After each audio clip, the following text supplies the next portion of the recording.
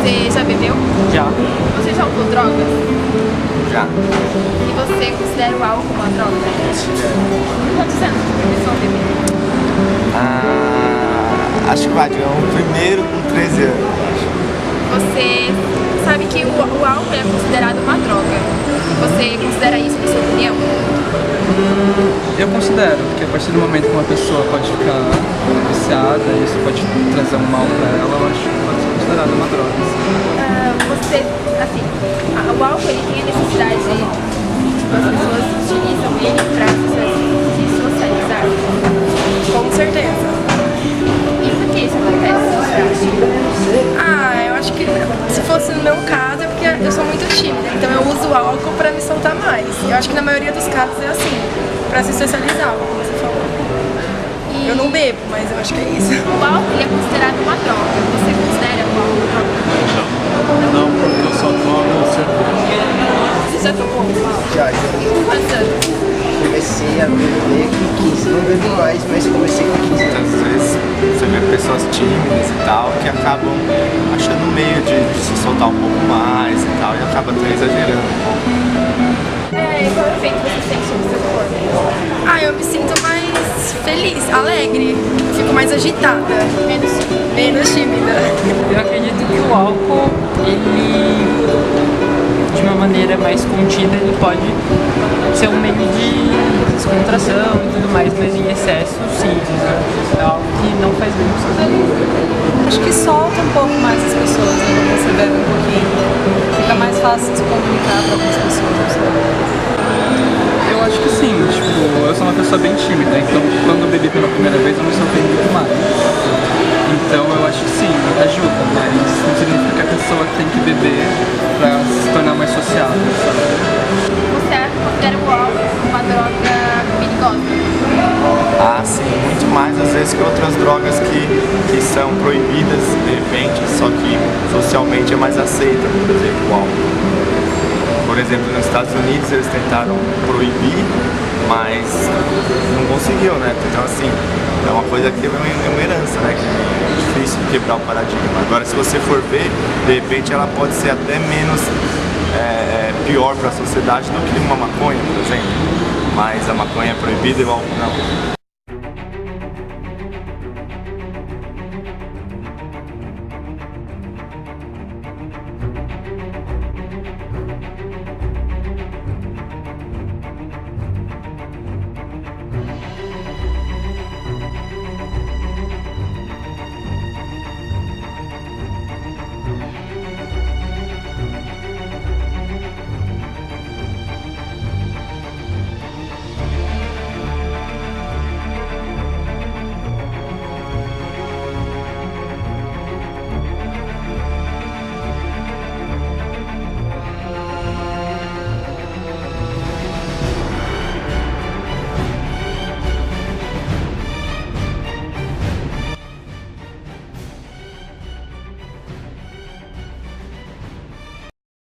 Umas 5 perguntas para você, bem rapidinho, em relação a bebidas alcoólicas, e eu gostaria da sua mais sincera opinião, ok? Ok. Então, primeiro, você acha legal ou realmente gostoso consumir bebidas alcoólicas? Legal, não muito. Consumir sim. Então você acha gostoso, realmente? Gostoso.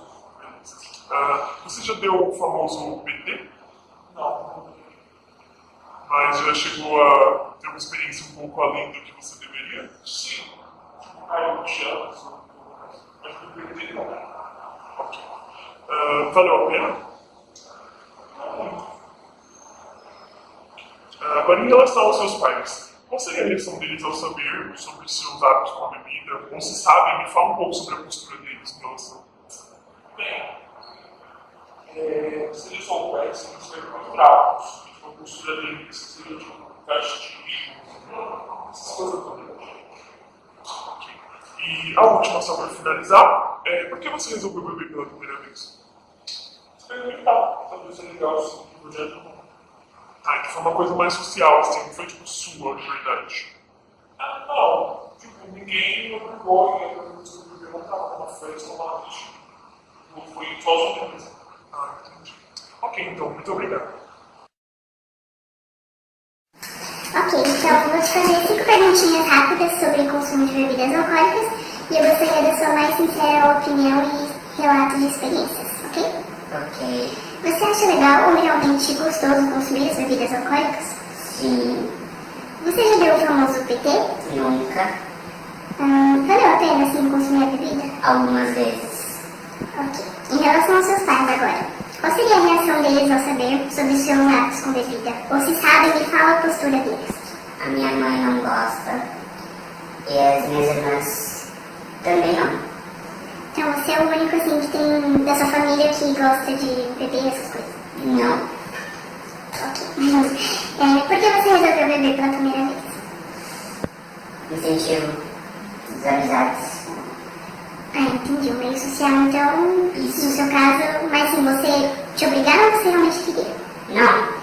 Eu realmente quis. Então, agora nós temos uma pessoa que é um pouco mais neutra em relação às bebidas alcoólicas, né? Não consome, e a família também não tem esses hábitos. Então a gente gostaria de saber um pouquinho a sua opinião sobre o assunto em si. Bom, por mais que eu não beba, nem minha família, eu super apoio para quem bebe, pois todos eles têm os seus respectivos motivos. Mas no caso, assim, meus amigos, quando a gente está saindo, sabe, no rolê, é muito estranho ver a sensação, né, que tá todo mundo ali, não é o jeito deles. Mas eu entendo, é só, né, mulher pra zoar, brincar. Mas também tem as pessoas que realmente sofrem, né, com isso. E através da bebida, elas meio que entram em uma ilusão. Mas elas estão felizes, é o que importa. Ok, obrigada. Uma pessoa que não consome as bebidas alcoólicas, mas que está nesse meio, tanto na família quanto nos amigos. E a gente gostaria de saber como você se sente com tudo isso. Então, eu me sinto muito mal, sabe? Porque, tipo, é muito ruim você estar do lado de fora. Uma coisa é você estar bebendo, estar consumindo, outra coisa é a pessoa de fora ver você se destruir, entendeu? Todinho com a bebida, porque a bebida, né, é uma coisa muito ruim, prejudicial à saúde, né? Então, eu me sinto muito excluída quando saio com os amigos e tem bebida no meio, eu já falo, né? Gente, não bebo, não gosto, porque eu realmente me sinto muito excluída e não gosto de ver os meus amigos beberem. Tudo bem, eu aceito e relevo quando a pessoa tá bebendo socialmente, mas quando ela bebe pra ficar bêbada, aí eu já me imponho, entendeu? Pra pessoa não fazer isso, porque eu realmente não gosto. E isso na parte dos amigos, né? Porque a minha família, o meu pai ele bebe. Desculpa. Ele bebe. E tipo, desde quando eu conheço eu por gente, meu pai bebe. Isso é muito triste, sabe? Desculpa, gente. É muito ruim, sabe? Ver meu pai se destruindo. Meu pai está doente, acontece várias coisas e ele não se toca, entendeu? Ele tá se destruindo e tá destruindo a gente junto. Porque é muito ruim, sabe? Você tá do lado de fora, ver a pessoa que você ama demais fazendo esse tipo de coisa com ela mesma, entendeu? Eu fico muito triste, sabe? Minha irmã, eu e minha irmã, a gente não aguenta mais, entendeu? Minha mãe tem hora que, sabe, quer jogar tudo pro alto e desistir de tudo. Porque ele chega meia-noite, 1h, 2h. Teve vezes que ele chegou 6h da manhã, bebendo.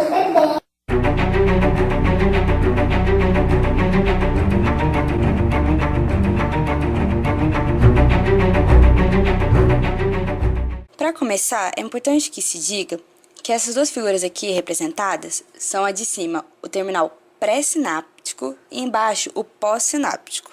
A gente vai começar falando sobre o neurotransmissor GABA, e seus receptores são proteínas compostas por várias cadeias de polipeptídicos que têm função de receber as informações do meio extracelular que chegam nas fendas sinápticas através dos neurotransmissores e transmitir para o interior da célula.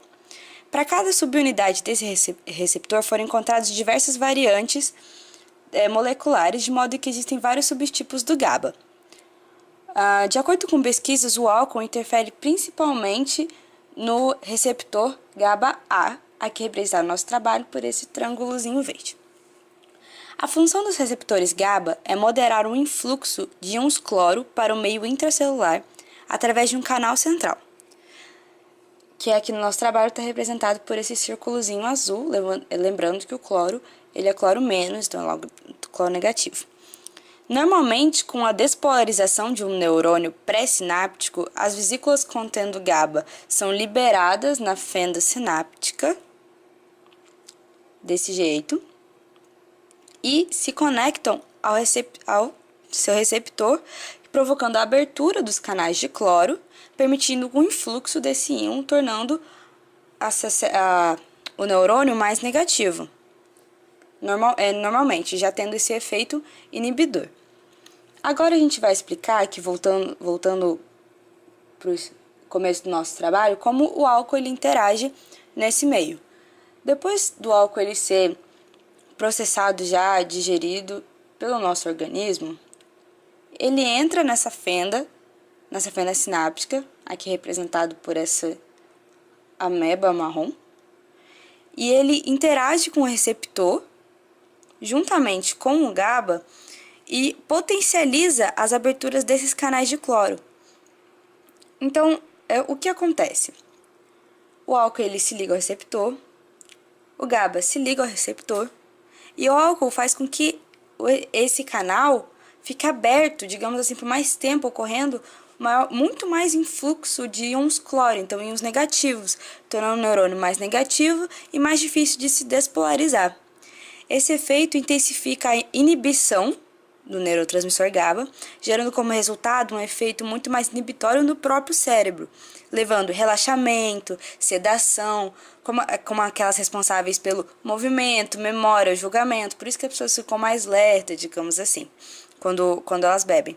Isso explica o porquê também o uso prolongado do álcool causa muita dependência, porque se a pessoa para de beber, ela experimenta um desconforto emocional, ansiedade, tremores, porque ela fica muito agitada, porque esse efeito inibitório não ocorre como ele costumava ocorrer, tão potencializado. Assim também como evidências científicas provam que não só o consumo de álcool aumenta esses efeitos inibitórios, como também reduz o número dos receptores do GABA, por um processo de downregulation, o que explicaria o efeito de tolerância ao álcool. Ou seja, o fato dos indivíduos necessitarem de doses maiores para obter os mesmos sintomas que antes eles se obtinham com doses menores. Agora a gente vai falar sobre o neurotransmissor glutamato. Ele, diferentemente do GABA, apresentado anteriormente, que ele era inibitório por deixar o influxo de íons negativos, o glutamato ele é um neurotransmissor excitatório, tendo um grande papel na memória e na cognição. O seu receptor é composto por 5 subunidades, formando um canal iônico para passagens de íon cálcio, sódio e potássio. No nosso trabalho, os íons cálcio e potássio serão representados por essas figuras aqui, levando em conta que o potássio são esses triângulos roxos e o cálcio, os quadrados laranjas. Quando o glutamato chega ao seu receptor, ele provoca a abertura desses canais de sódio e cálcio, e com o influxo desses íons positivos ocorre a despolarização da célula nervosa pós-sináptica, tornando-a excitável. A interação do glutamato com a glicina presente em seu receptor pode aumentar a sua ação e, em contraponto, o zinco diminui a mesma, como se fosse portas desse canal iônico a fim de controlar esse fluxo de cálcio para a célula.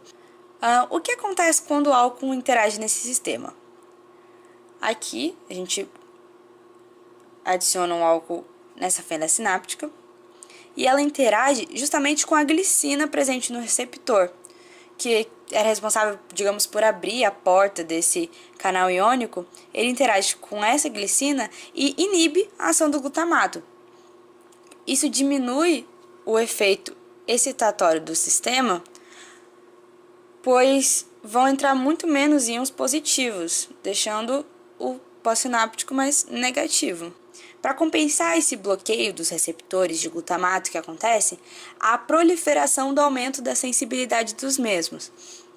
Digamos assim, com o resto de receptor que eu tenho, eu vou deixar eles mais hipersensíveis para dar o mesmo efeito. Só que isso é responsável pelos sintomas de hipersensibilidades notados durante a abstinência, quando os receptores de glutamato, que estavam habituados com a presença contínua do álcool, inibindo eles ficam hiperativos, porque não tem mais o álcool, digamos, para estar inibindo eles. Isso pode desencadear desde crises convulsivas até acidentes vasculares cerebrais. A redução do potencial excitatório do glutamato provoca também o aumento da secreção de dopamina no sistema de recompensa. A dopamina talvez seja um dos neurotransmissores mais conhecidos entre as pessoas, por ser o neurotransmissor ligado à sensação de prazer. Então você fica feliz, animado na hora. Só que também esse déficit no sistema prejudica a memória de curta duração. Lembra que eu falei no começo que o glutamato é responsável por parte da memória e da cognição. Então, prejudicando a memória de curta duração é provavelmente justificativa para a amnésia alcoólica, também conhecida como os blackouts. É aquela parte que você não se lembra do que fez na noite passada, justamente porque você bebeu.